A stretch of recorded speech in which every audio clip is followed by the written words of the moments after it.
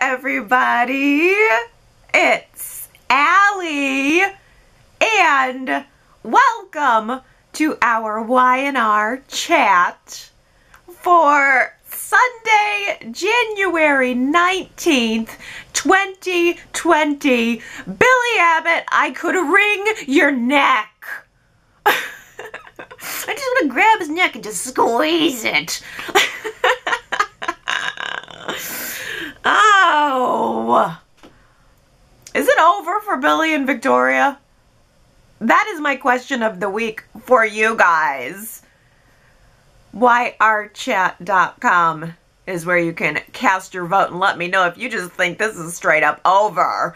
Because I love Billy. I want to love Billy. I want to support Billy. But at the same time, my personality aligns a little bit more toward Victoria's. And I gotta be honest with you, if I were Victoria, I would be shoving all of his belongings into a garbage bag right now and tossing it out on the front lawn.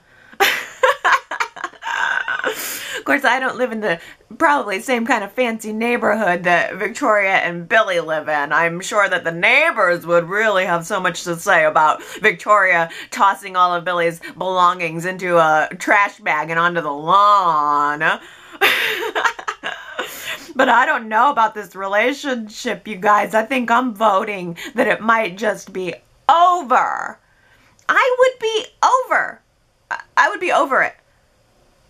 Billy has been complaining to Amanda for weeks now. Frankly, he's been complaining to anybody who would listen in subtle ways.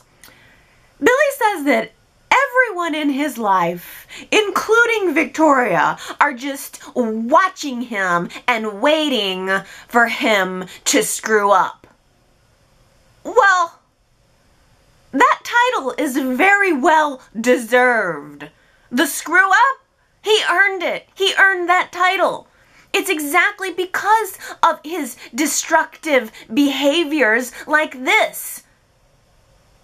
And, you know, the fact that he also had a complete psychotic break over the summer and he tried to murder someone. The fears and the watching him, it's all justified. It's all coming from love and it's all justified. He tried to kill someone. He had a multiple personality. He was better for a couple of weeks. And then he decided to go rogue, stop doing his therapy. He probably stopped taking his medication too. And he didn't tell anybody about it. Let's back this one up to the beginning, though, because Victoria returns from her business trip this week, and Billy tells her that he's out of work now, and he's choosing to not look for more work. He had a great time while she was away. He feels great. He's really been enjoying his freedom, and he wants to keep that freedom. Live a life of no work. And then he also tells Victoria, finally, that he stopped seeing his counselor. He has justified all along that the reason he's not confiding in Victoria about this was because he feared her reaction. And during that conversation, as soon as she had the reaction that he was anticipating, he started to pull out of it. And she said to him, wait a minute, you're afraid that I'm going to judge you, but you're judging me. You're acting like I am some overbearing, joyless nag. I loved that line. You're acting like I'm some kind of overbearing, joyless nag, which at various points in Victoria's life I might possibly have agreed with. But in this scenario, I think she's absolutely right. He didn't give her a chance to have that reaction because he wasn't honest with her. And he still couldn't allow himself at that point to become fully honest with her. She's looking at him like, I'm sorry that I can't just go out and have all of this spontaneous fun. I have a job. We have 2 children. I'm just not at that place in my life anymore. And I wouldn't want to be. I've evolved past it. But see, he only wants to have his side of the argument heard. He wants total acceptance for what his feelings are, but then he shuts down the moment that she starts to tell him what her feelings are. He pulls out of the conversation and he snuggles her back into a lull, which is what he's been doing. We've seen him do that over the course of months and months. He just pulls away from the conversation and tells her to go take a bath and a nap. Ugh. Go take a bath and a nap, why don't you? Ugh. But I think that was the first red flag that Victoria really saw this week. That was kind of the beginning of her realization this week. She agrees. She goes to take her bath. Why don't you just get off my back and go take a bath and a nap? Ugh, that just bugged me. But she does it. She doesn't wanna push the wrong button. Billy is like he's like a walking open wound right now, and she doesn't want to say or do anything to accidentally poke it. So she agrees. She exits the conversation, and really interestingly, after that, Billy sits back, and we hear him in his voiceover, thinking to himself that Victoria says she loves him, but what if she doesn't really even know who he is? In fact, at this point, he doesn't even know if he knows who he really is. But he knows that he's starting to feel alive. Out of that conversation, he knows that he's starting to feel alive. So, what exactly is it that's making Billy feel alive right now?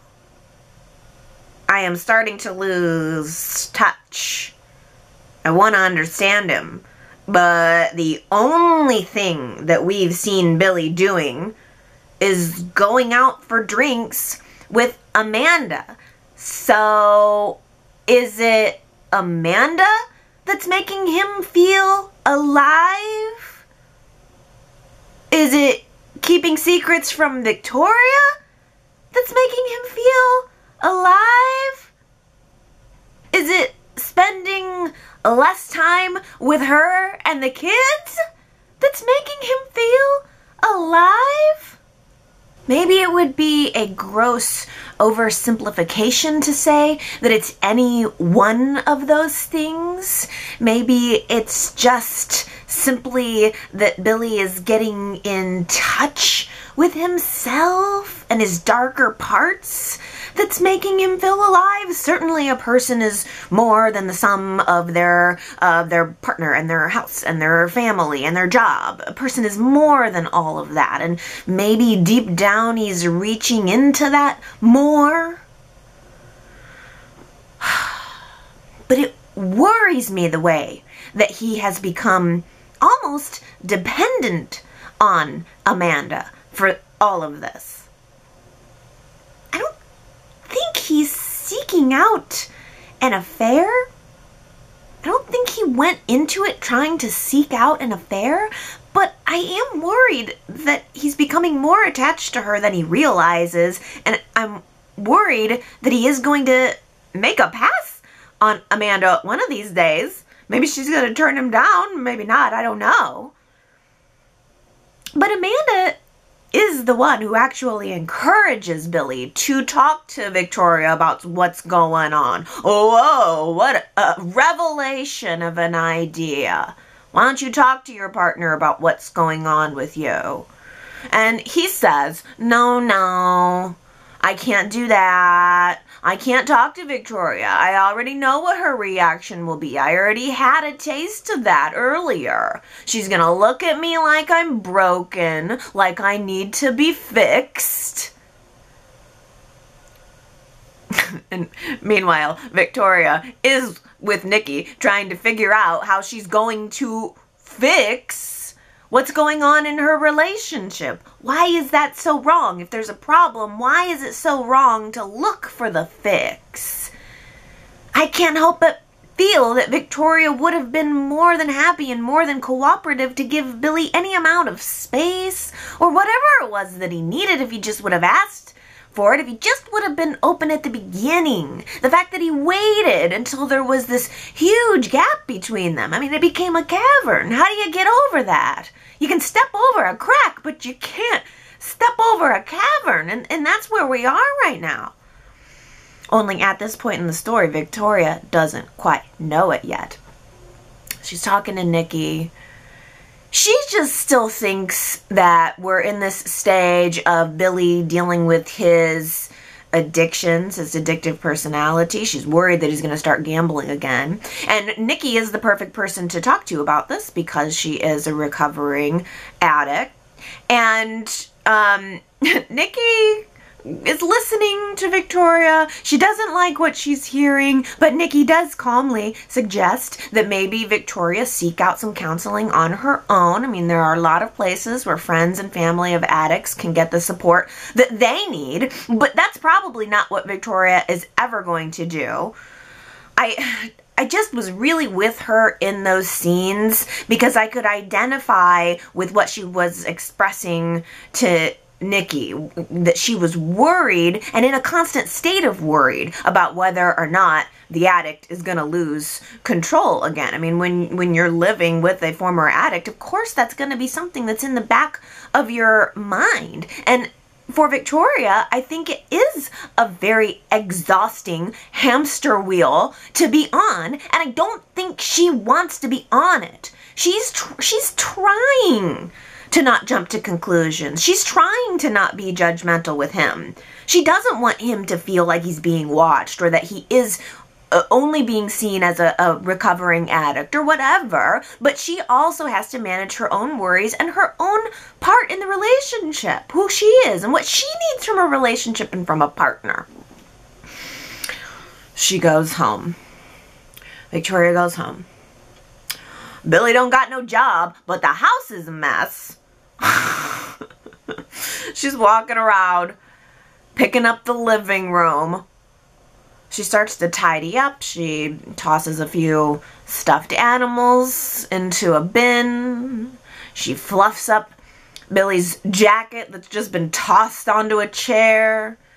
Picks it up while she's fluffing it out. She almost gets stuck with a pin for writing. Well, she reaches in the pocket, pulls that pen out of the way. You know, you don't want that to explode in the wash.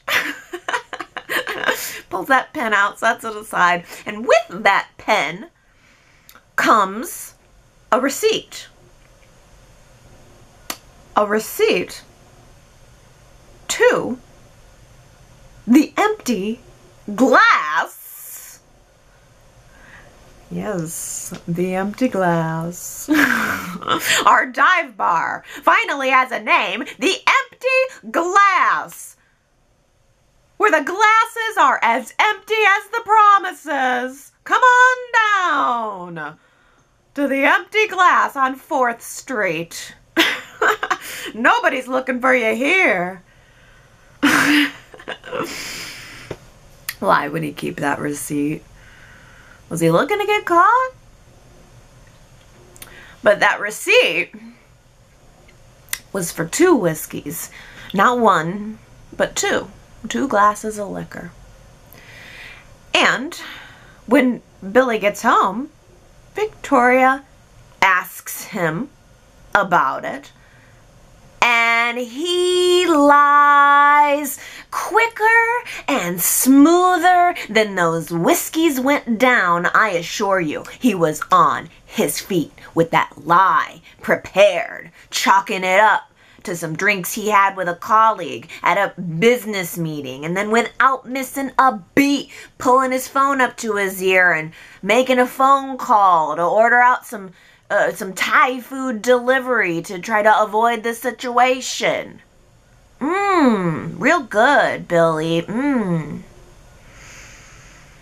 Tell me, how is that pad Thai shrimp gonna taste when it's washed down with your lies? Victoria knows it's a lie, too. She takes that receipt and she shows Nikki and starts talking to Nikki about it. Nikki again encouraged Victoria to have a light hand about it. To not start getting all judgmental about it. But at this point, I think it's time to start handing down some judgment. Hey, speaking of someone who had some actual judgment handed down upon them, Lily bumped into Billy at Crimson Lights this week. It was nice to have them sitting down, having a chat. This version of Billy and Lily really haven't had as much of a friendship as the Billy Miller version. It was a couple of Billys ago that Lily and Billy really had this tight relationship. But it was Billy who took the info to Lily about Kane having kissed Victoria while Lily was imprisoned. I'm glad they acknowledged that, because that information was the final straw for her marriage. Lily should have been the perfect person to talk to. I mean, what if Billy would have actually gone through with running Adam down on the side of the road that night? What if Adam would have died?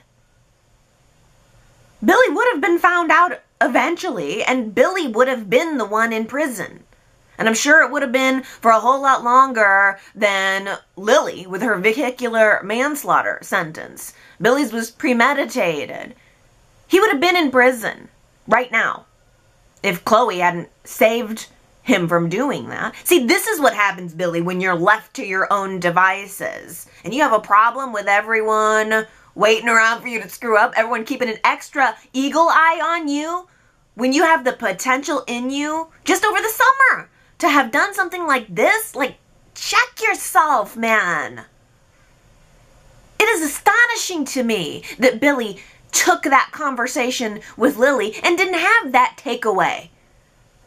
He seemed to receive the message that it's important to be honest, but then he turned around and he decided to be honest with who? Not Victoria, but Amanda.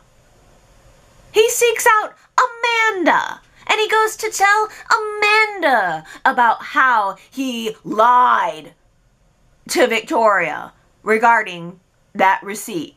He chooses his honesty to go to Amanda. And Amanda, who I think should be running in the opposite direction from him at this point. I wouldn't want to have anything to do with this stickiness. She's had enough sticky. She don't know him. She don't owe him. I'd have been out. I've been out on this. My suspicion would have been up. You can go ahead and tell me you're not interested in an affair. I'd be like, this isn't right. This doesn't feel right to me. If you don't have your own moral compass, that's fine, but this doesn't feel right to me. But Amanda is, to her credit, the one who tells Billy that Victoria is the one that he needs to be being honest with. If Billy and Victoria are not on the same page about their life and their morals and their goals, then he owes it to himself and to her to bring it to light. So, only because Amanda told him to, not because he has his own moral compass of his own, not because he came to this realization on his own, but because Amanda told him to, Billy goes to Victoria and he tells her the whole truth about his feelings, about the drink receipt, and yes, about Amanda. Victoria's reaction was visceral, and it was so right on. She was angry, and she had a right to be angry. I just cannot even conceive of my husband coming home and telling me that he's been secretly meeting with this strange new woman in town to talk about things that he can't talk about with me. I am telling you, I would be done in the relationship right then and right there. I have a hair trigger for anything that if I whiffed out even the hint of something like that, I would be out. I don't care how many years were behind us. I don't care how many kids are upstairs right now sleeping in their PJs. Don't care. If at that point, when that's happening to me, my trust in the relationship is gone. And there is no amount of talking. There's no amount of explaining. There's no amount of therapy that would bring it back. Because once the trust is broken, it is broken for life.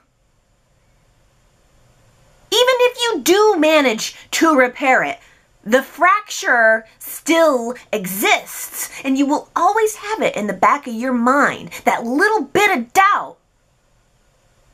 Is he really being honest with me right now?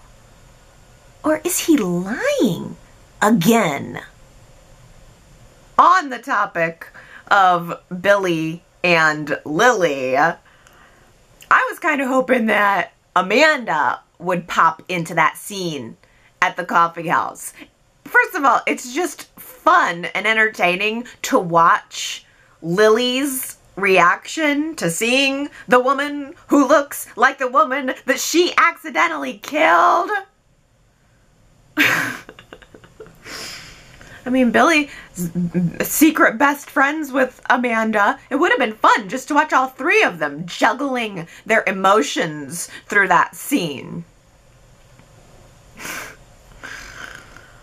Actually, though, I think I look more forward to seeing Amanda's reaction to Lily after Amanda finds out that Lily was the one who dropped a house on her sister.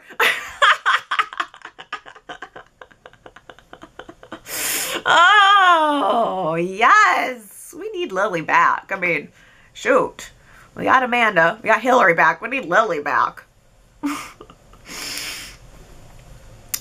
Oh, Devon apologized to Amanda this week. Again, he kind of already did this, didn't he? Like right after he gave away his money, he went to Amanda and he admitted to her that he felt he had treated her unfairly because of her uncanny resemblance to Hillary. And they tried to make friendly friends. And then it all just came apart.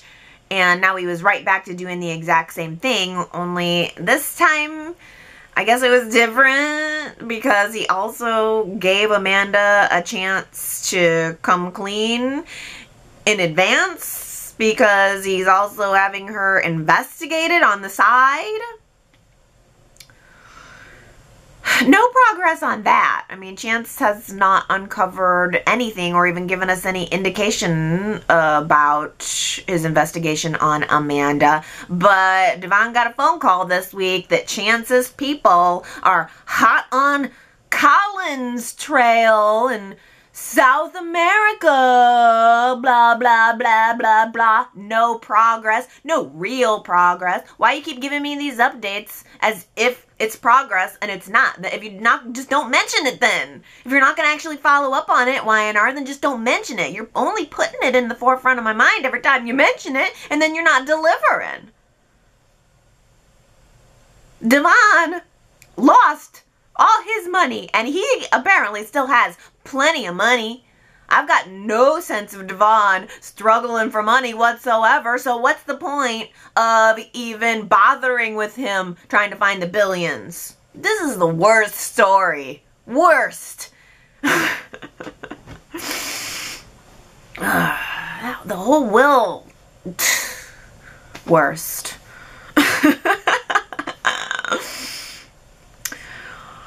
Both Jill and Lily stopped by to weigh in on all of this week. Jill, again, was looking really good. Really tight, really bright. And Lily was coming up with some surprising sympathy for Kane. She was encouraging Devon to have mercy on Kane if Devon ends up discovering that Kane had anything to do with the thievery. It could go either way at this point. But I don't even have any faith that we're going to get any follow-up on it. If Kane were actually innocent of having anything to do with stealing Devon's money, then this would have been the perfect week for Y&R to bring him back with a cameo. Kane could have happened to stop by Devon's penthouse to give an update on his progress tracking Colin at the same time that Lily happened to be there. Sharon had her biopsy this week, and the results reveal that she has breast cancer. She's going to have to undergo chemotherapy treatment and then also surgery. Ugh. Just hearing those words coming out of Sharon's mouth, I have breast cancer, I'm gutted. I feel like Sharon's breasts are a part of my family. I've known Sharon's breasts for longer than I've known most people. It's just so sad.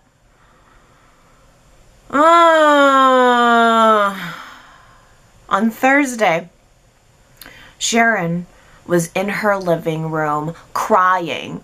I am in my living room crying. And my 3-year-old daughter, who, as far as I'm concerned, does not have enough interest in The Young and the Restless at this point. I'm a little offended with how little she cares about it. But Sharon's on screen crying, and my daughter actually, who is very, very empathetic, she's super emotional and tuned into other people's emotions, and she looked up at Sharon and really keyed into her and said, "Sad." I said, "Yes, it is sad." Probably did not help that Mommy was crying too.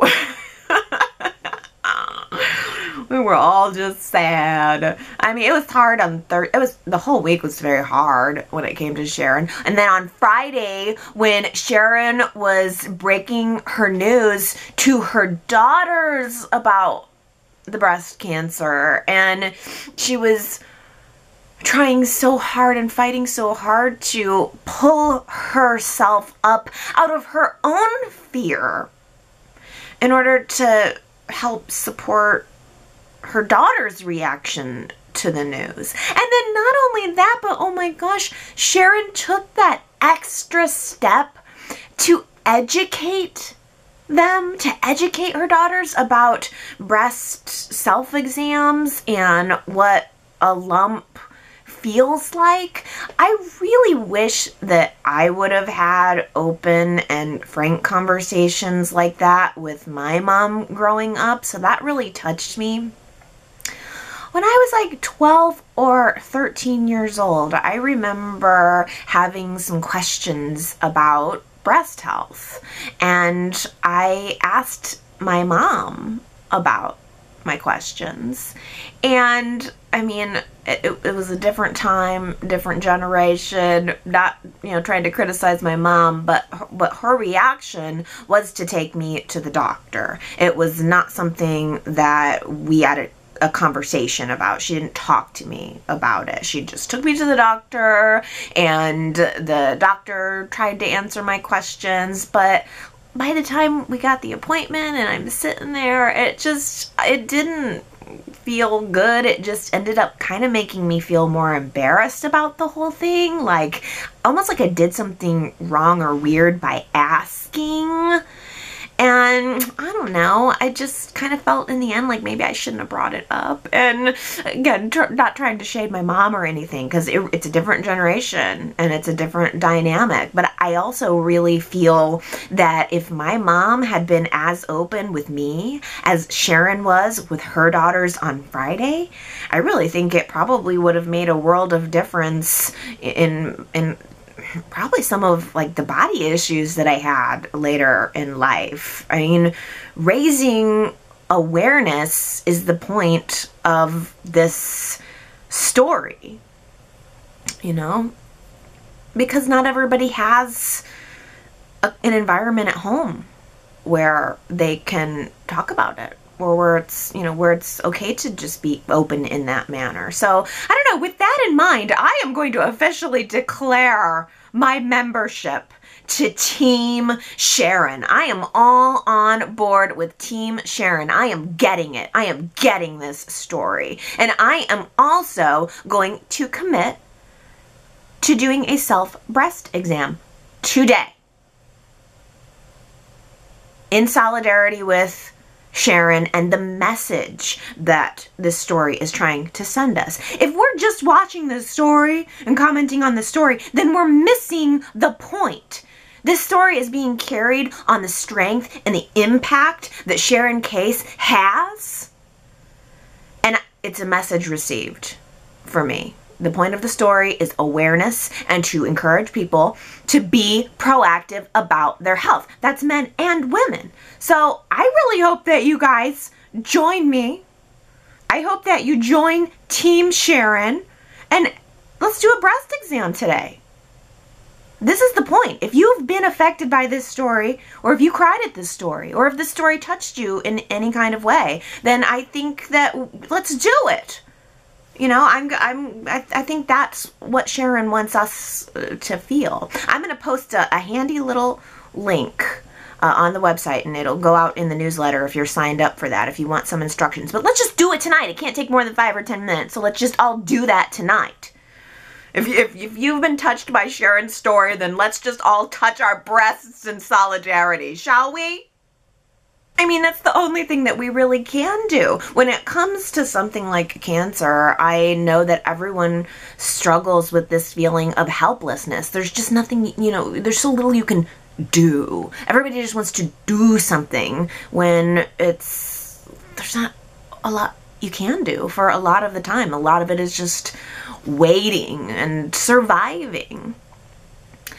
And overall, I am just so confident that Sharon will survive this, and I'm so proud of how Sharon is handling everything, and I'm identifying with all of the emotions that she's going through every step of the way. I understood her decision to not tell the world, and I also understood her decision to tell select people, opening up about it slowly. Sharon right away tells Ray. I think that was the right thing to do. Right away, she leans on Ray. She knows she needs him, and she knows that he's there for her. Ray will be there for her in every way, every day. I mean, Sharon had a follow-up appointment with her specialist, and Ray was sitting right there beside her with his notebook, taking notes for her. Because she said, I am probably not going to hear any of this. You know, it's like a fog. And so Ray's right there to help facilitate. Ray's right there initiating that circle of love for Sharon, putting her in the middle of the circle. Ah! I, on any other occasion, would think that that was just cheesy and weird. But in this situation, it somehow feels right. Ugh. I just can't imagine anyone being a better partner for Sharon through something like this. I mean, Ray is definitely a better partner through trauma than Nick ever was for Sharon. I'm sorry, but when Sharon was opening up to Ray for the first time and she told him, you know, this isn't the first time in my life that things changed in an instant. She was talking about Cassie's death. She was thinking about losing her daughter. And then that made me I couldn't help but think about how Nick went out and cheated on her while they were grieving. I'm getting all the old emotions for Sharon flooding back up. Hey, I have forgiven Nick, but I have not forgotten. Plus, cheaters are real high on my radar right now, thanks to Billy. I'm just so Team Sharon. So Team Sharon. I suppose I should be a little miffed at Faith. She sensed that something was wrong and she took it upon herself to go snooping. And she found Sharon's papers and she went to Nick about it and asked him about it. But I'm not mad at Faith, actually. I really felt for Faith this week. Her role in all of this was so important and so relatable. And also, I felt like Faith finding out and Faith worrying really, like she had this very terrified reaction that it was just, it kind of balanced out Sharon's initial reaction, where Sharon was trying so hard to be very strong and very mature, and Faith's reaction really added to the heightened emotions of that day's episode and in the following episodes too. I mean, Faith was great. Faith was totally right to be concerned about her mother. Sharon had snapped at Faith earlier in the week in a way that was very uncharacteristic for Sharon. And, you know, I think Faith's dad, Nick, had become her confidant because of that situation. So it made sense that she wanted to go to him and tell him and get his help. And oh my gosh, Nick and Faith have been adorable all week. That cool dad dance, oh Lord, that Nick was doing. He was like bebopping around, like doing his little thing. I'm not gonna lie, it was kind of sexy to me. Ah, the cool dad dance. Hey Nick, could you possibly do that little dance shirtless and in a bow tie? Something like that maybe could cheer Sharon up during her treatments. Just saying. Nick and Sharon will always have a very special relationship. I mean, not only that they share a daughter, but they have shared a life. And Faith asks Nick to go talk to Sharon to find out if the information she found was true or not. And Nick showed up at Sharon's house while Ray was out picking up a book that the doctor had recommended she read. And really, it was kind of Sharon's way of just needing a moment alone, because the second Ray left the house was the first time we actually saw all of Sharon's emotions collapsing in on her. And I don't think we really even saw her cry at all before that. That was the first time. She had been trying to stay so strong, and the moment that she started letting it out, there's a knock at the door, of course. Ugh. And the fact that she knew that she was destroyed. Mascara running all down her face. Just, it was so obvious that she had been crying. She tried hiding, behind the door when Nick was on the other side saying, "Oh, I'm sick, I have a cold, I can't come to the door, just go away." And he already knew. Oh, that moment where she tried to just make him go away. I just get it. I just get it. But he said, "I know it's not a cold, Sharon." So she opened the door and she let him in, and they started to discuss the truth, discuss what had happened. And it's like Sharon has gone through the different levels of reactions with this, and different people have evoked different reactions. See, that's why I think I can identify with the fact that she didn't tell people right away, because then you're now forced into a support position for your own bad news. And so, I mean, Sharon has to not only be dealing with how she's feeling about it, but then to kind of prepare yourself for the other emotions of, that the other person might have at hearing the news. And I just like that each person she's told has evoked a different feeling or a response from her also, in addition to what they're saying and feeling. And I really just connected in the moment when she was with Nick and she just said, "Damn it. Why now? Why is this happening now?" And, yeah, that would be an emotion that I would have. I could totally identify with that. I just get it. I just completely get it. This is so well done. Sharon asks for Nick's silence so that she can have the opportunity to tell people in her own time when she's ready. And he does agree to that. But just then, Ray walks through the front door. And Ray sees Sharon and Nick sitting on the couch, clearly having interrupted a deep conversation between them.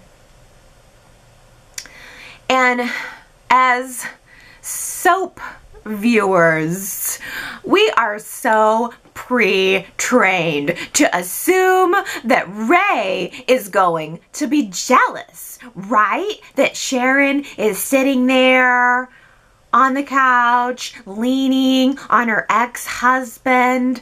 But no. Sharon just says to Ray, "Nick knows." And Ray moves in very slowly, and he looks at them both, and he just says, "Good." I'm getting chills just thinking about it. That is a good man. I am all in on Ray again. I love that reaction. I love Ray. This is so perfect. And then that episode ended with Nick and Ray on either side of her. They're both going to be there for her. I know that Nick is going to want to be there for her too. Look, there has always been a line around the block of men waiting to take care of Sharon's breasts, and I'm sure that this will be no exception. Hot topic. Chelsea's current approval rating is only 42%. Less than half of Y&R Chatters are giving Chelsea a thumbs down. No, wait, more than half. Sorry. 58% disapprove of Chelsea, where 42% are approving of her. Yeah, but the majority of people are like not liking Chelsea right now, not approving of her. I think Y&R knows this already. I think Y&R got the message loud and clear. I think that they are working on reforming her character as we speak. I think they're working on reforming Adam and, yeah, even Connor too. Adam and Chelsea dining happily at Victor and Nikki's house. And Connor surprising Adam and Chelsea with a breakfast feast of cereal and frozen waffles, then leading the family in a prayer.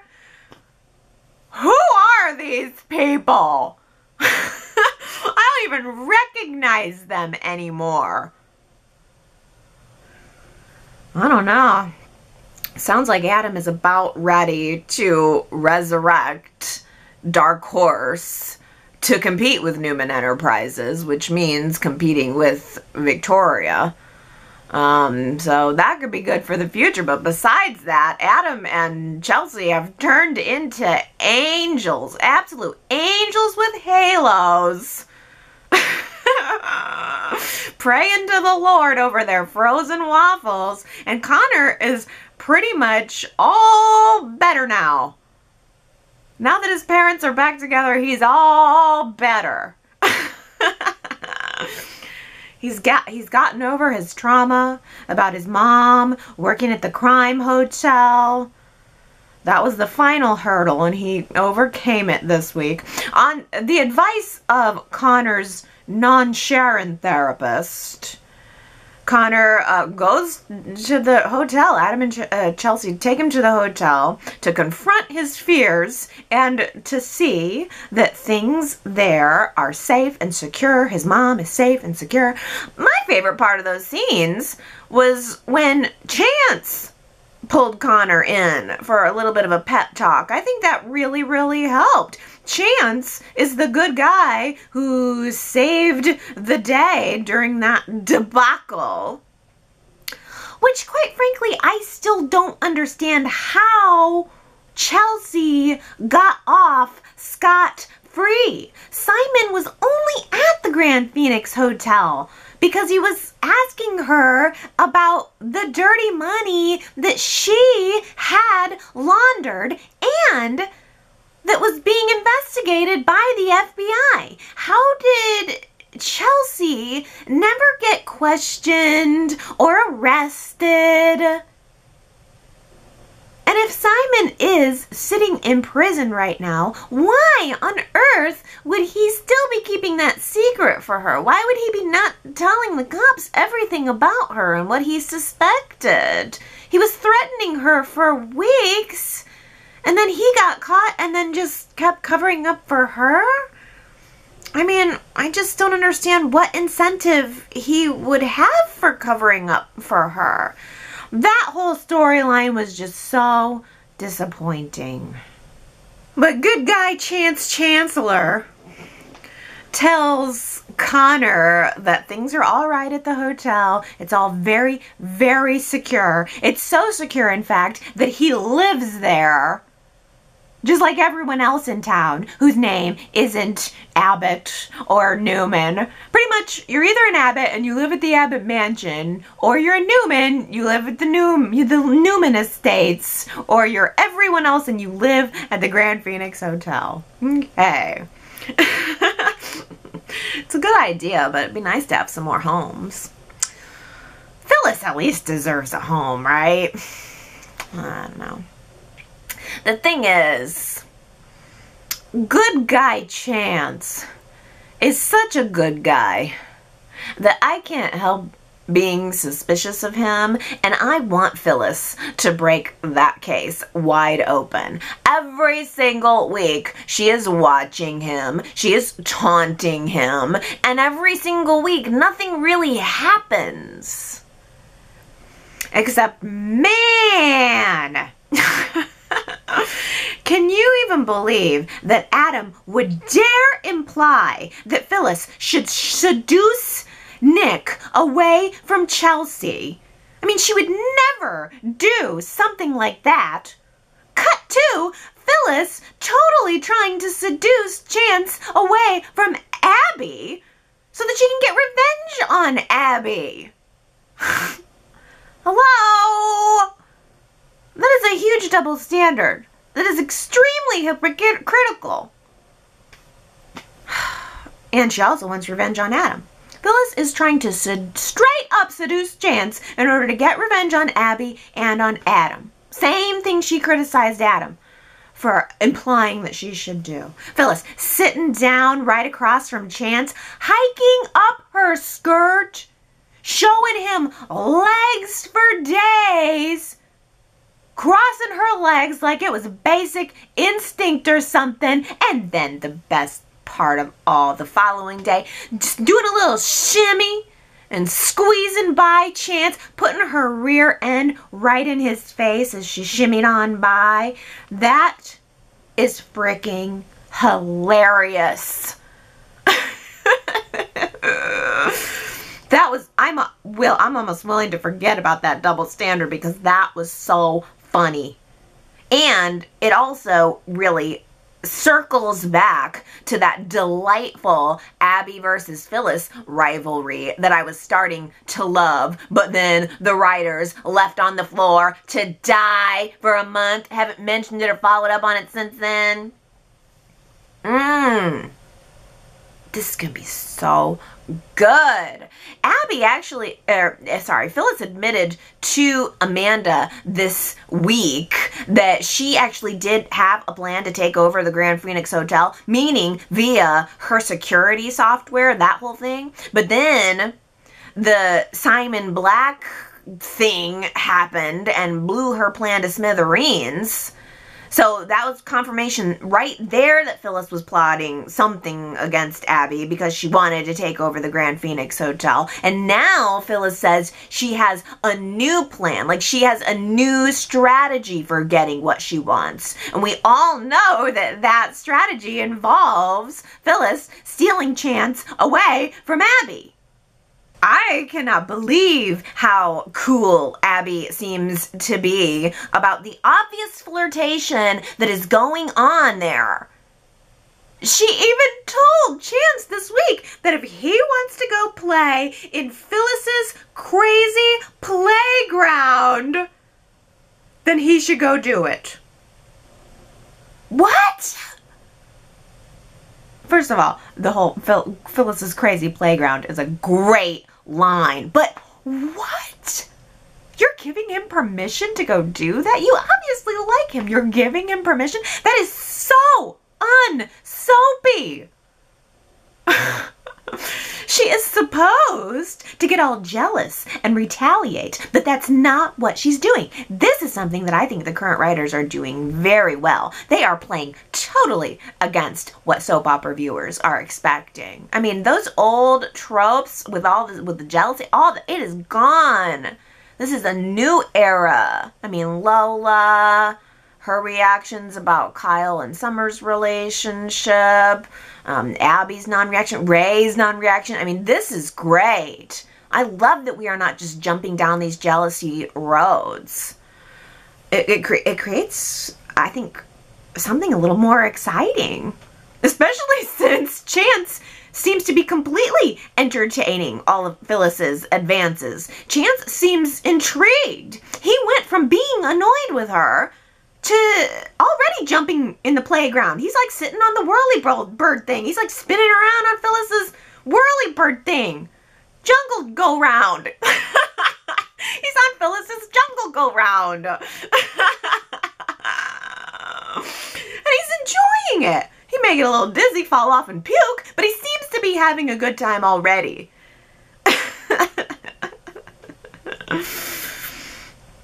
I don't know, how much is he seemed annoyed, and now all of a sudden he's in, and I'm wondering how much is he willing to play in this playground, because I can see Phyllis one of these days trying to peel off his clothes, and she's probably trying to get him to slip up about his connection with Adam, which he seems to say that he knows all about. He knows what Phyllis is all about. He knows what he's getting himself into, but I don't know. She's determined to get him to open up about what happened with Adam, and she's gonna. One way or the other. Whether it be by... She tried a couple different tactics, and now she's as a last-ditch effort, she's gone to the seducing. And it might just work. Because the revelation has to be coming about what happened with Chance and Adam in Vegas every freaking week. Phyllis is taunting Chance about his connection to Adam. We never get anywhere. This week Abby was warning Chance about Adam, and even Nick was questioning Chance about Adam. But then Nick followed it up with a job offer for Chance.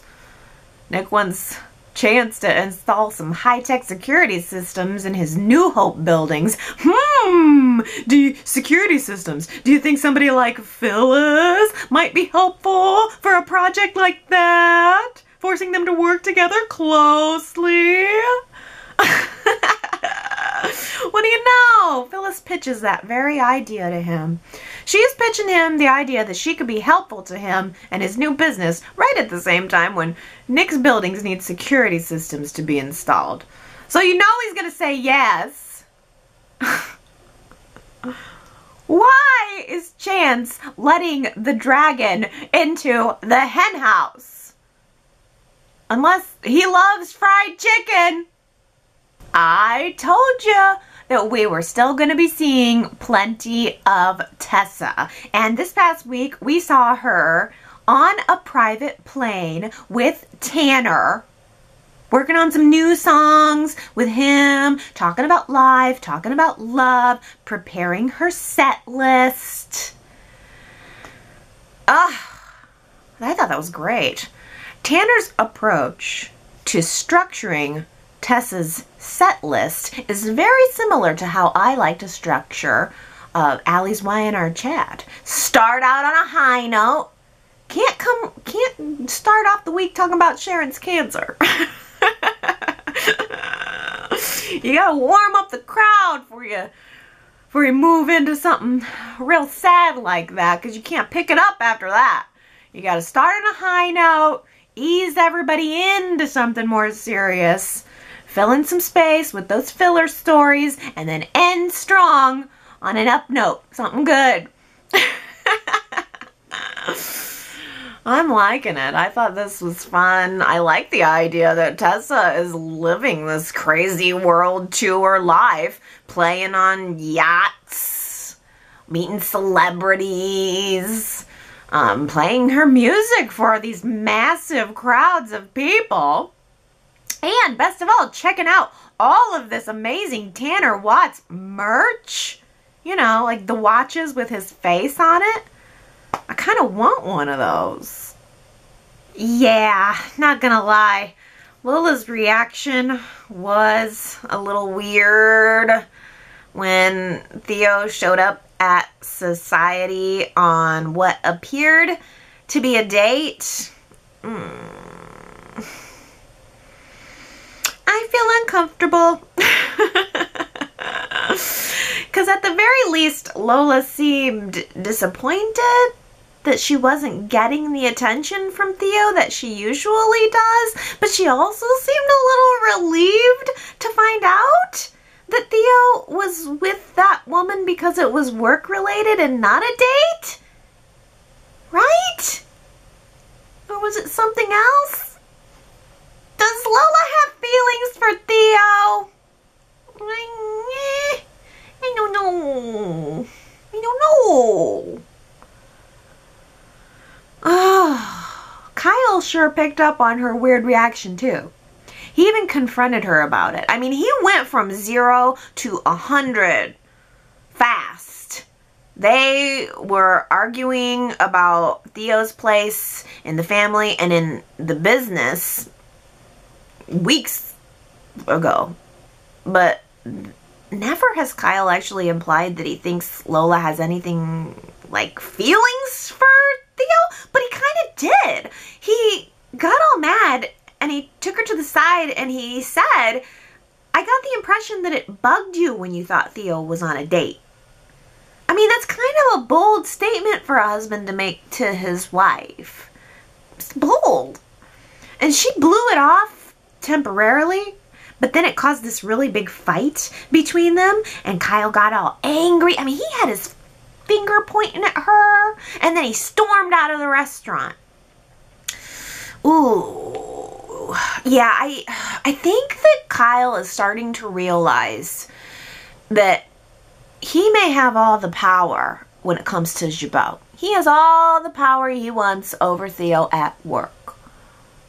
But Theo has potential power when it comes to the personal place. That's the only place that Theo can touch him, is in his personal life. And I think Kyle is starting to realize that, and he's starting to realize that maybe it is causing problems in his marriage.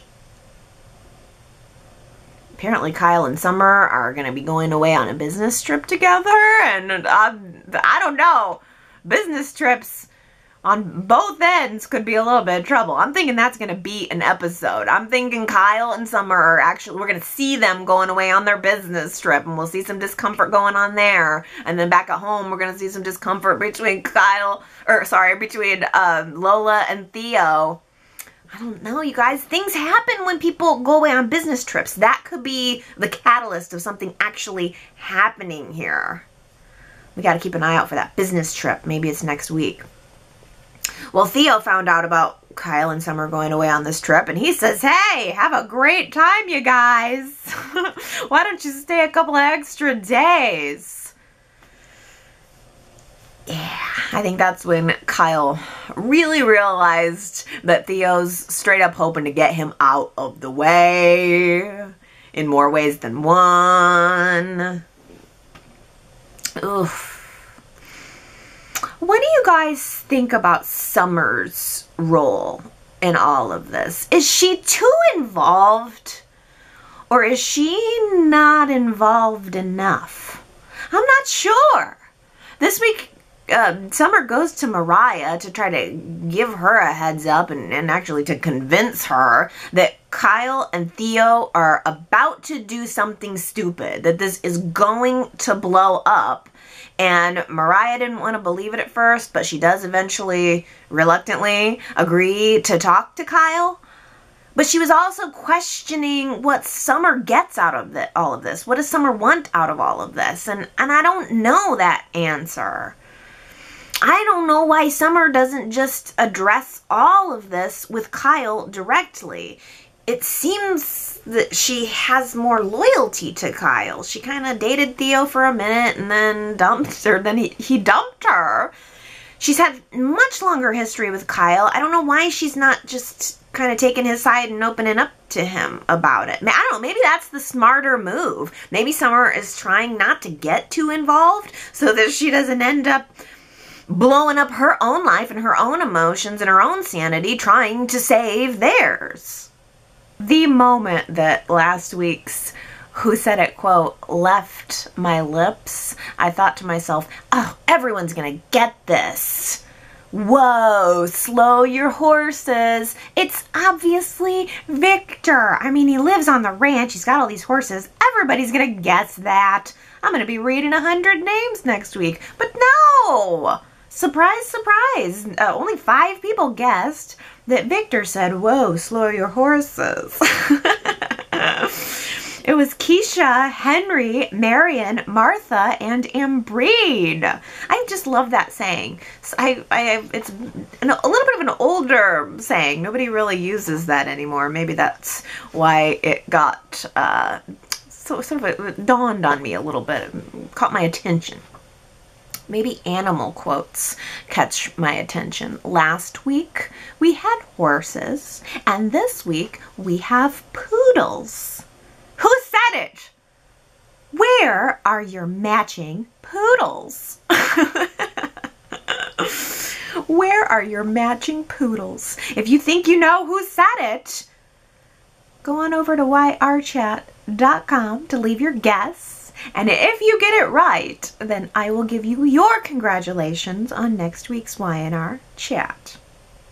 Well, let's pick back up this conversation about Lola and Kyle and Theo and Summer. T. Nicole says, so we now get a glimpse that Lola does have some sort of feelings for Theo. She looked pissed that he was meeting with another girl. Between Lola, Kyle, Summer, and Theo, there is so many messy underlying feelings for each other that it's probably best that space is put between them. Lola and Theo need boundaries, just as Kyle and Summer need boundaries. It it does seem that Kyle and Summer have done a better job of putting those boundaries on than Lola and Theo have, which is very surprising. That's not at all how I would have anticipated it to have gone. But it's so interesting that you guys did pick up on, Lola's reaction being a little odd. I mean, I guess it was meant to be seen that way, but I was trying to not think that that was it, because it's just so hard to believe. Lola is so in love with Kyle, and she's just inched her way toward Theo, just little by little over weeks and weeks, until it's almost kind of seems like it's sort of that same situation as with Billy. It's like, are you falling for him? Is he falling for her? What's going on? What's wrong with your own partner? Kamna says, I think the question that Mariah posed to Summer is the real question. What does Summer want? Theo? Kyle? Or just to have those two fighting over her instead of Lola? I have a feeling we're about to find out. Also, I'm admittedly a Theo fan, but I'm wondering if anyone else thinks Theo's long game may be to win Summer. And he's been trying to either make her jealous or somehow get over her Kyle fascination. Oh, Kamna, how interesting that maybe what Theo really wants at the end of this is Summer. It's so strange how Theo picked up this interest in Lola. He couldn't stand her, and he was really more so jealous that Kyle had a girlfriend. And now all of a sudden he's just really into Lola. Maybe his long game is just to make it appear that way so that he wins Summer's heart in the end. I think that's a very interesting theory that I hadn't even thought of. Let's swap on over to Chelsea and Adam here. I knew this comment was coming, and I heard it too, or I sensed the moment too. Leslie says, so Nikki tells Victor, don't forget, Adam's happiness with Chelsea came at Nick's expense. Hello, Nikki. Adam was with her first, so I'd say it's the other way around. Yes, I noticed that moment too, and I thought it was a little rude of Nikki. Like, Victor's trying to make some peace with his son, Adam. They've, had a rocky road. Adam kind of switched his meds and almost killed Victor, and then Victor faked his own death to teach his son a lesson. It's been a difficult year for these two. And Nikki knows that, and on the surface, she's all talking about how happy Victor is, and she seems to like him being happy. And Victor's in this moment at this family dinner very happy that his son's reunited with his family, is doing well, Connor's doing well, like Victor's happy finally. And Nikki can't help herself but pulling him off to the side and just reminding him who's the favorite son is, who the favorite son should be, her son. Nick, her son, should be the favorite son, so don't forget. Don't be giving Adam any preferential treatment here. But you make a really great point that, Chelsea was Adam's first.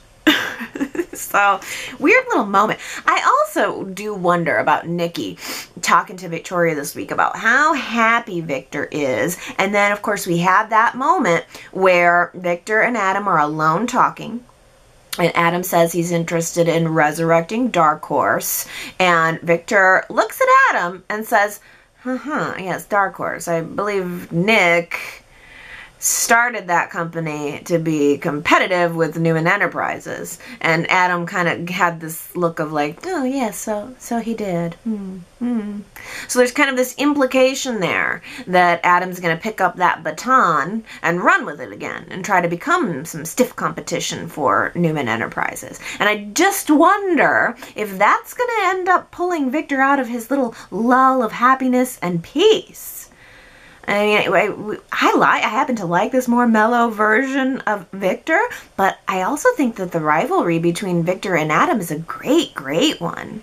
toss Jack in there, and yeah, I mean, I'm right back in. I like the classics. I'm fine doing the best ofs when it comes to that. So it'll be interesting to see where the writers end up taking that, and if the writers end up keeping this calm waters vibe about Victor, or if they're going to thrust him right back into some action via Dark Horse.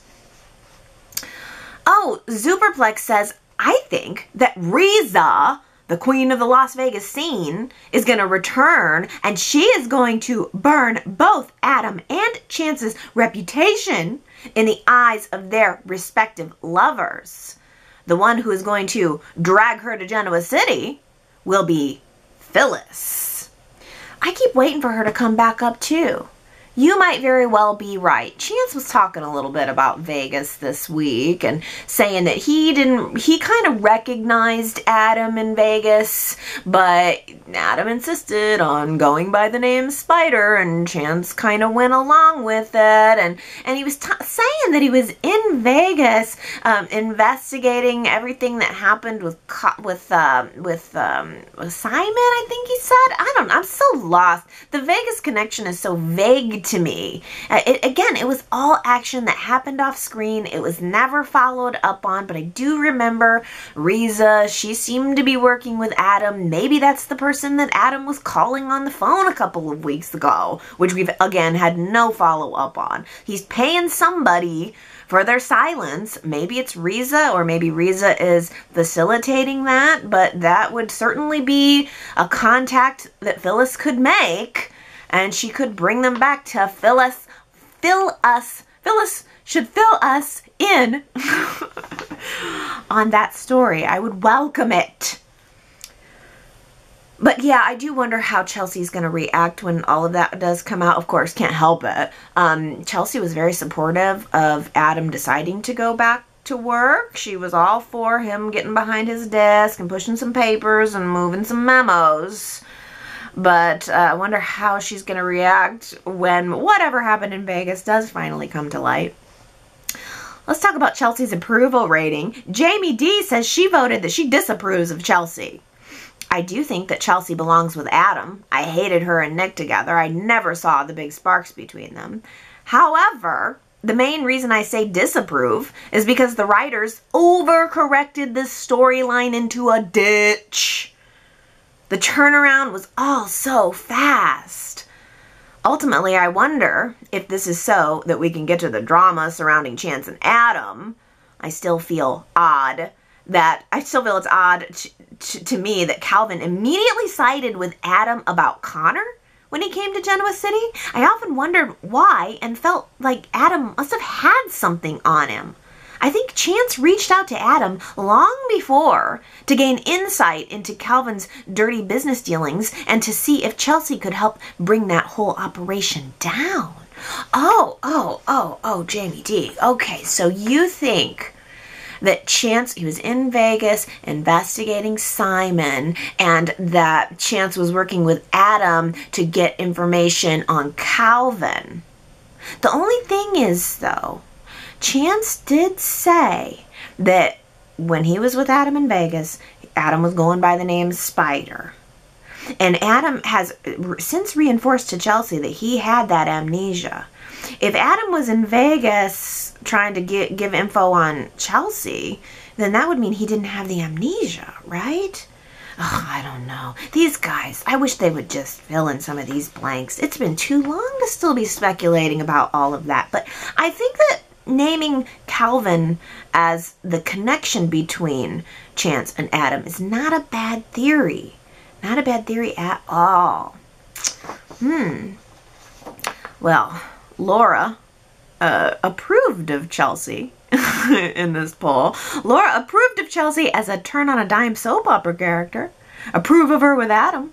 I just wish she would have left Connor with Nick, though. He's a better mother. Yeah, no kidding. Nick's, he's a lot of things, and a good partner is not always one of them. But he's a pretty good mother.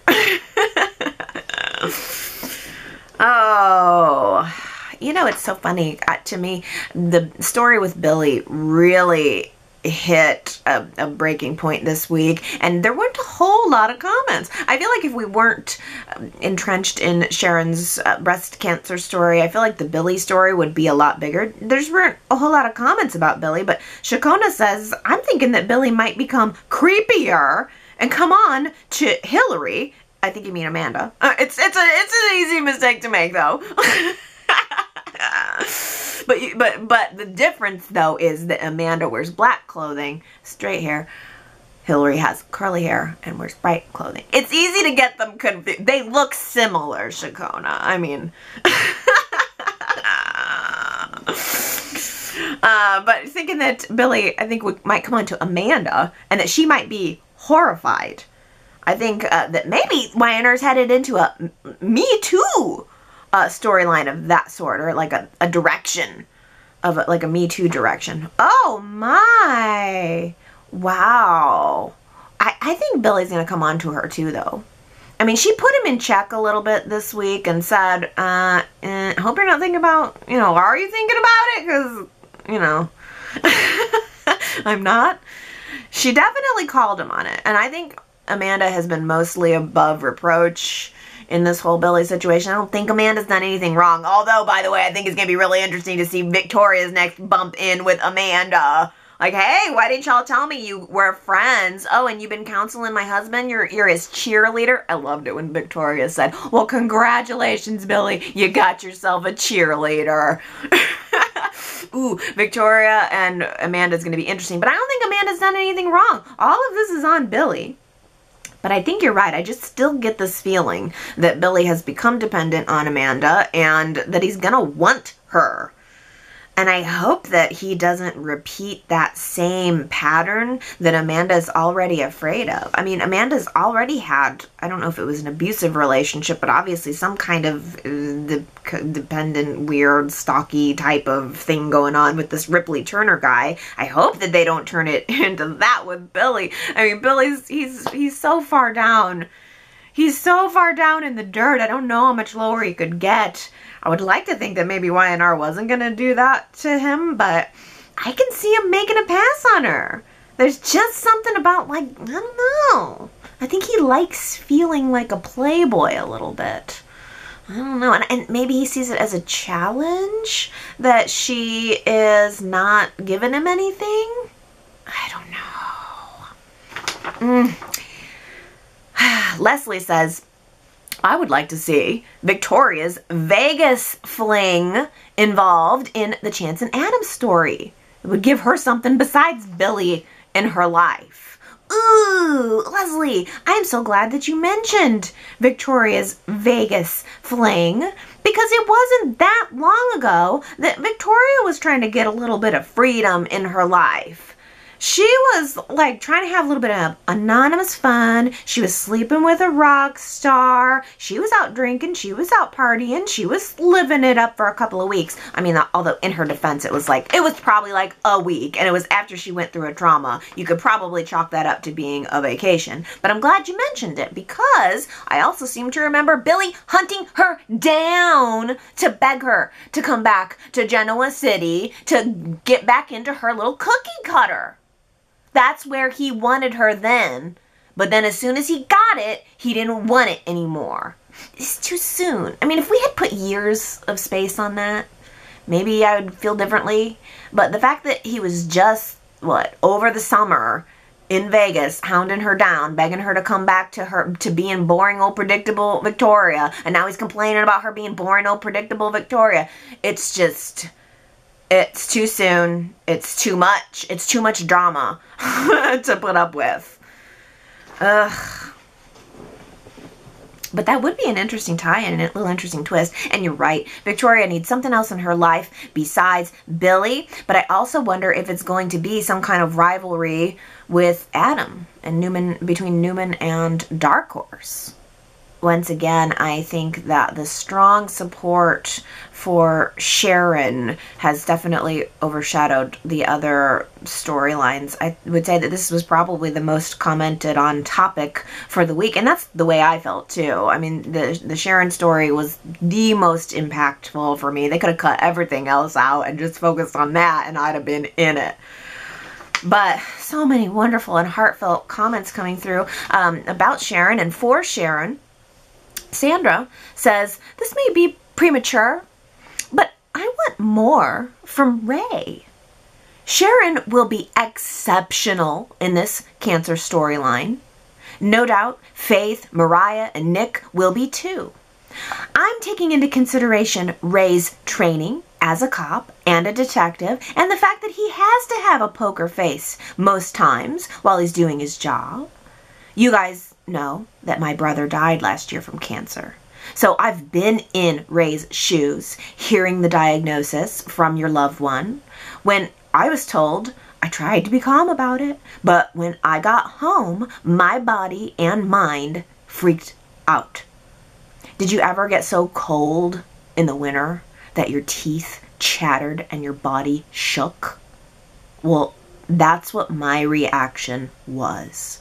So I do want to see Ray privately, either at home, whether he wherever he lives, or he's in the gym, or he's sitting in a car in a parking lot. I want to see him lose it. He is in love with Sharon. Let's see your fear, pain, and anger, Ray. I know that he can be great in this storyline too if the writers bring him there. Sandra. Also, Sandra follows it up by saying, I believe that this storyline can be as much about Ray, the man by Sharon's side, as it is about Sharon. We are in for a masterclass in acting, I suspect. Oh, Sandra, this comment just, I'm getting all the feels. I'm so sorry. You know. Oh, and this is probably coming at, it's probably hitting really, really close to home for you watching this. And the fact that, I don't think anybody else is looking at it quite this way. You are bringing a perspective that I didn't have, and that probably nobody else right now was having, about it, that it can be as powerful for Ray as it is for Sharon. Is so true. I mean, any kind of trauma that happens in a couple, if it happens to one, it happens to the other. And it's very natural, I think, or not even just a couple, but a loved one, any kind of relationship. When there is a trauma on one side, it affects the other side of the relationship. And I think it's very natural, if you are not the affected one, to swallow it down a little bit. Just to be, okay, this isn't about me. I need to be there to support. I need to be strong for the person that this is happening to. And then you end up suppressing your own feelings. And that's not fair either. You're as much involved in this. Ray was in the doctor's office with her. Ray's going through all of this with her. I'm glad, so glad, that she opened up to him and that she is embracing him. But, I mean, just that moment when he already has shown that he is all in with her. It doesn't matter if who she's talking to, who she's telling. He's not feeling jealous or insecure about Nick. It ain't about that. This is not about, a love triangle, or Nick and Sharon gonna get back together at the end of this. No, this is about Sharon, but it is about the other people in her world. And I think it's kind of obvious for us maybe to connect in with Mariah and Faith and Nick, because those are characters that have been on the show for longer. But yeah, this is going to be a really powerful story for Ray. He is in a really sensitive position, and he is going to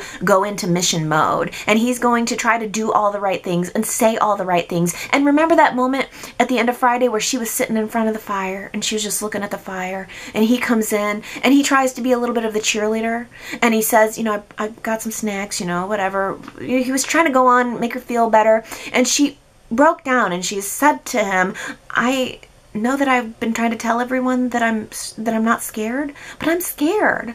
And he immediately goes into that sort of Victoria type mission mode where it's like, it's gonna be okay. And she turns and says to him, please don't tell me that I got this. That's not what this moment is about.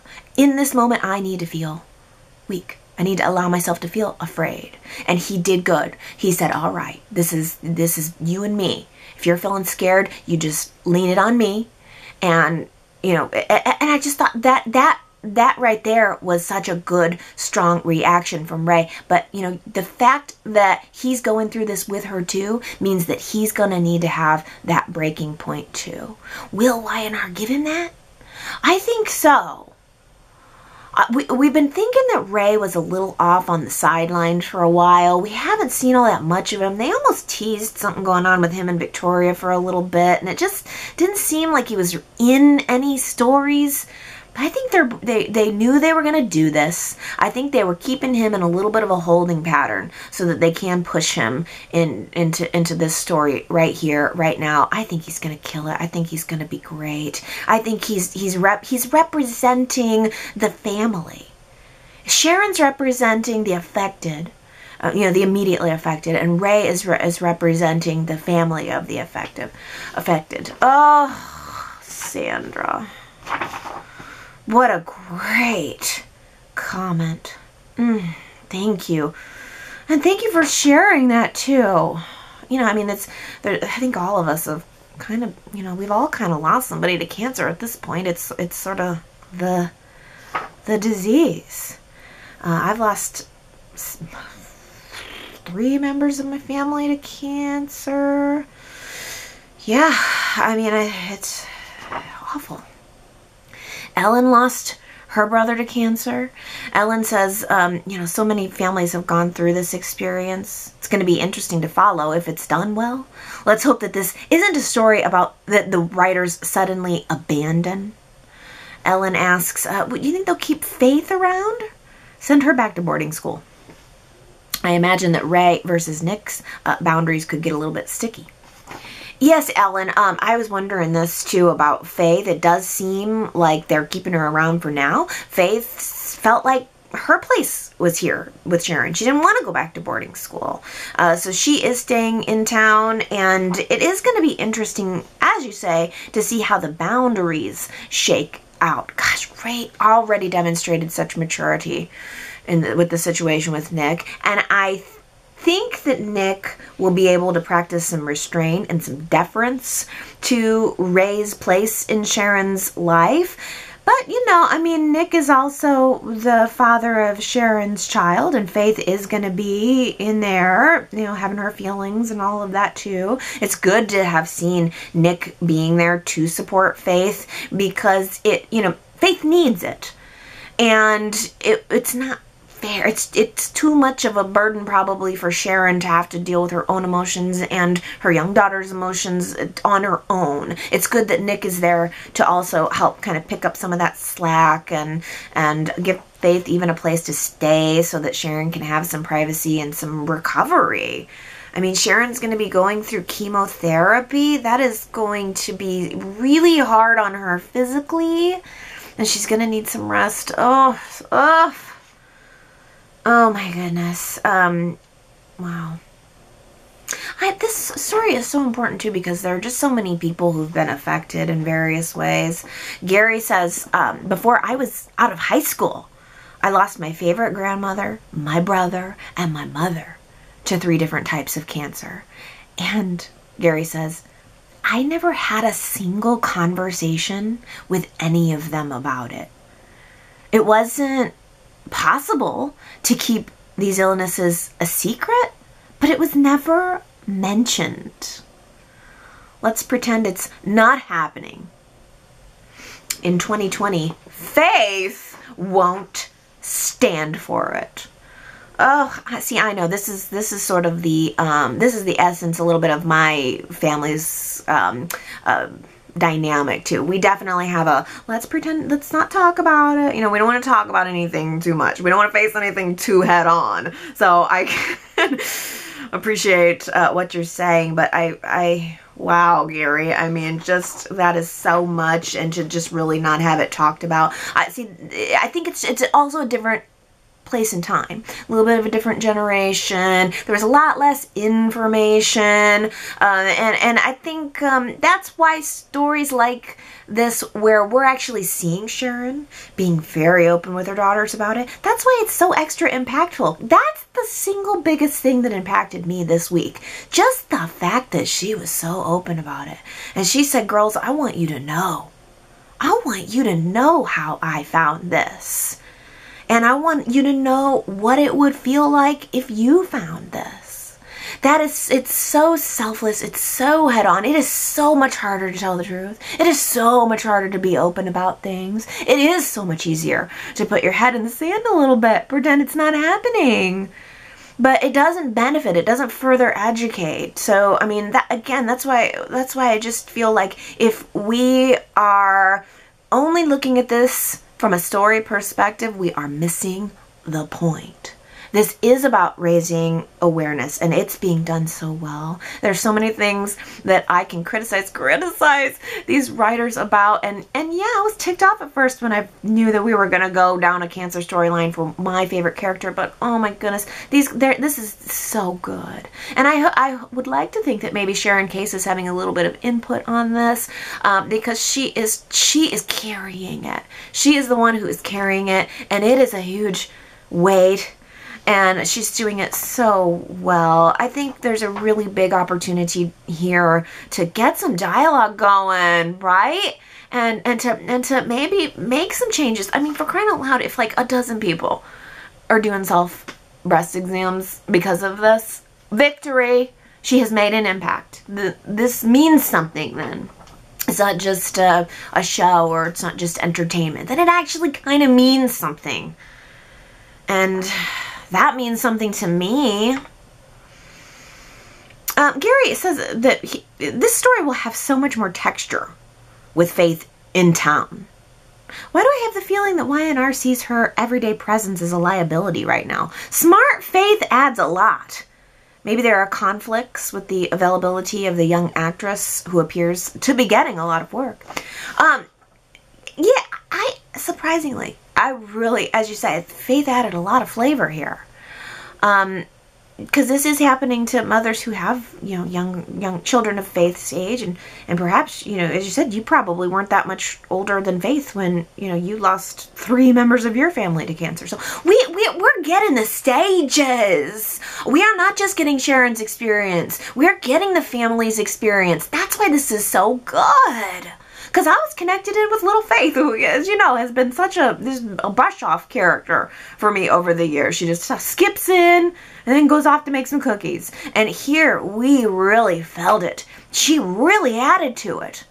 And I think it seems like maybe Y&R is going to keep her around. Maybe not every single day or every single week, but the fact that they're not sending her back to boarding school is a good sign.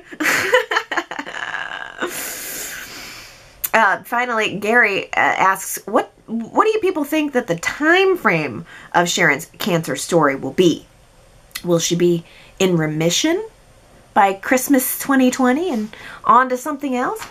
Yes, I think so too. Actually, Comna adds, I think that everyone will be very grateful this Thanksgiving that Sharon is in remission. I think so too. Yeah, I think probably we're going to start those chemotherapy treatments soon. And I believe chemotherapy, and I think Faith kind of alluded to this. Do you lose your hair? I think you lose your hair as a side effect of the treatment, which, in the scope of everything else that's happening to your body and happening to your emotions, that is probably the last thing anybody's worried about. But, it's like, especially as women, there are, these things that maybe we have that connect us to, make us feel pretty, make us feel good, and it doesn't help. That, you lose your hair and you don't feel good and you don't feel like you look good. And I really think Sharon Case is going to be such a good role model for something like this. I imagine maybe they'll put her in some scarves and some wigs and things. And those are all really very real realities of the disease. I imagine, is she going to cut her hair? You think Sharon Case will cut her hair? Oh my gosh, that's so nothing. It's such a petty thing I suppose to even ask, and I hesitated to ask it because it's like cosmetic. Who cares? But I do kind of wonder, are they going to act there? They must, right? They're going to show that, right?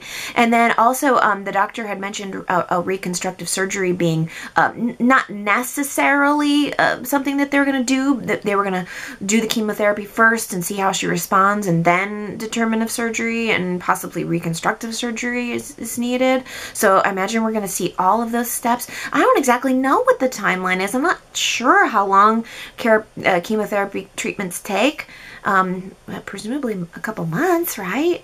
But yeah, I think probably, yeah, over the summer she might be starting to get there, and by the holidays, yeah, as Kamna says, everybody's going to be just grateful for Sharon by the end of the year. I don't think there's any way we're going to lose Sharon. I absolutely think Sharon is going to come out on top. In fact, Kamna was saying, I hope that she and Ray get married. Yeah. Oh, if Sharon and Ray get married, I would be all for that. But maybe like a Christmas wedding at the end of the year when she's all through it. I don't want to see a while she's going through it marriage, because that would just feel a little weird. I would rather have a celebration. Oh my gosh, if we end this year with Sharon and Ray getting married, it would be a celebration of her victory, a celebration of their victory, and a celebration of a new life together. I love it. I'm also kind of wondering if this is going to end up being the year that Mariah and Tessa get married. Well, you know, last week was just, I was not very, I guess, bothered by the revelation that Tessa had this ex-husband superstar and didn't tell Mariah about it. But Tiffany says, here's the thing, Allie. No, dating someone does not entitle you to know everything about their past. But Mariah, like the rest of us, knows very little about Tessa and her past. And anything we do know about Tessa came along due to her lies being exposed. Don't get me wrong, I have been a Tessa and Mariah supporter from the beginning, but if I were Mariah or Tessa, I would choose Mariah before Tessa, and I think she deserves better. Well, that is a good statement. It's true, because Tessa sure doesn't give a lot about herself. This is the point too, that, you know, Tessa, anything we know about her has come it's come dragged out of her via a lie. So yes, that's a good point. I mean, I wouldn't want to date Tessa. I wouldn't want to date Tessa. She's a little too aloof or something for me. I prefer Front Street as opposed to Secret Street. But I don't know. I guess you know why it didn't bother me? Because it's soaps. It's probably more so just in the context of watching soaps for all of this time. I'm used to the big lies, and for some reason, I don't know, this one just didn't meet the pale. But if it were reality, oh, you better believe it. I'd be putting Tessa's clothes into a big black garbage bag and tossing it out on the lawn of that apartment complex. Same way Tessa tossed that mattress out of the window. And wasn't she hiding money or something inside of the mattress, and she like hacked into it after Mariah found it or something or other? The point is, stuff would go on the lawn. Oh. Hey, here's a nice little update from Diana saying, I forgot to mention that Thad Luckenbill, who plays JT, seems to be doing very well in his career, as he's in 2 films currently playing on Netflix. One is called 12 Strong, starring Chris Hemsworth, where he plays a soldier. My husband had the movie on and I noticed him immediately. The other movie is Only the Brave, starring Jeff Bridges, where he plays a firefighter. It's based on a true story. Haven't seen these movies, but both of them seem like good movies. Yes, oh, Diana, I know that Thad and his brother have a production company, so I wonder if they were involved in the production of that at all. Oh my goodness, Chris Hemsworth. He is a hunk and a half. Thor, oh my gosh. Give me Thor. Any day of the week, give me Thor. I'm going to have to watch this movie. Give me Thor and JT in the same movie. And hey, you know what? Actually, I love Jeff Bridges too. I have a long-standing love of Jeff Bridges. So, ooh, I got to get me some Netflix. I wouldn't mind being in a Thor, JT, Jeff Bridges sandwich. Okay, everybody, it's time for me to go touch my boobs. Are you gonna touch your boobs too? I think you should. I think we need to make a solemn pact in solidarity with Sharon. Just get up in there. I loved it when she brought her hands to her chest and she says, you know, I was checking out the girls. You gotta. See, openness and having this dialogue, that's what changes lives. That's what saves lives. So just give it a roundabout. Do it in the shower. That's what I'm going to do tonight. So tonight, I think we all should give this a try, or right now. But tonight would be good. So that we're all touching our boobs all up in solidarity for Sharon. I love it. Oh, if you go to yrchat.com, I'll have a handy little guide just from, I think, the National Breast Cancer Institute on how you can do the self-breast exams if you don't know how. You can also go there to leave your comments if you've been affected by this story, or if you just have something to say, get it out. This is the place, this is the time. Go to yrchat.com and then come back next week and we will see where we are on this sometimes sad, but sometimes joyous, sometimes funny, sometimes amazing journey that we call The Young and the Restless. Okay, everybody, I love you. I'll see you next Sunday. Bye.